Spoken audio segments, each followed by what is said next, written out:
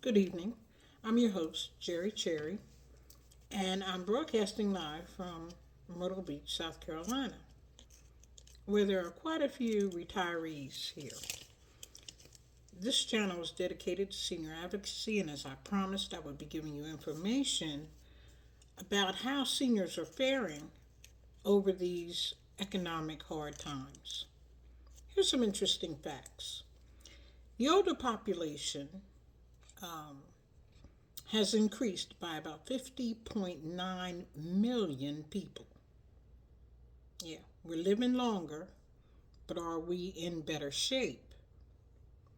In 2023, the population was 55.8 million seniors.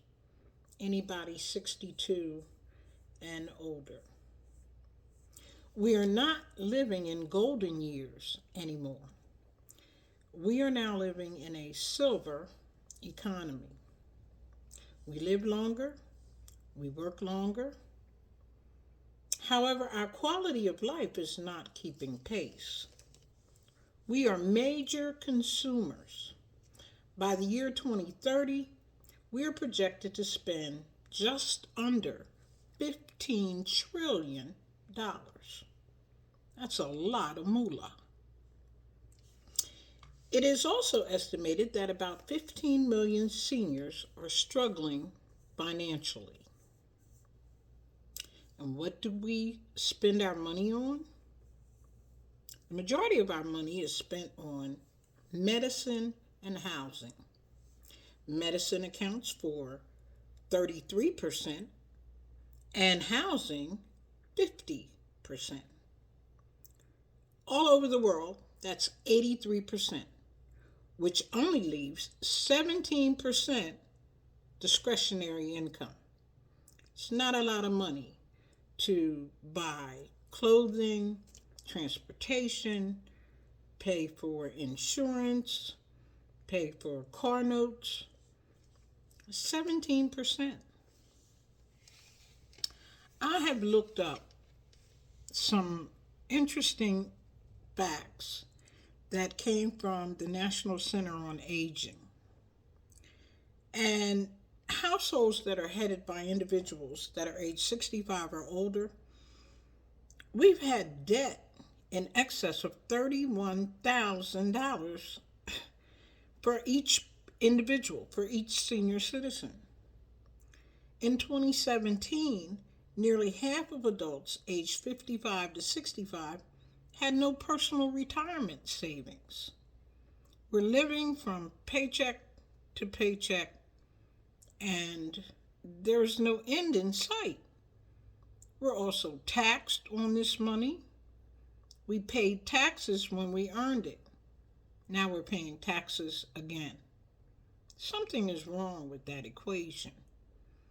I'm asking the question because once I turned 65, I realized there is a big disproportionate discrepancy when it comes to senior citizens.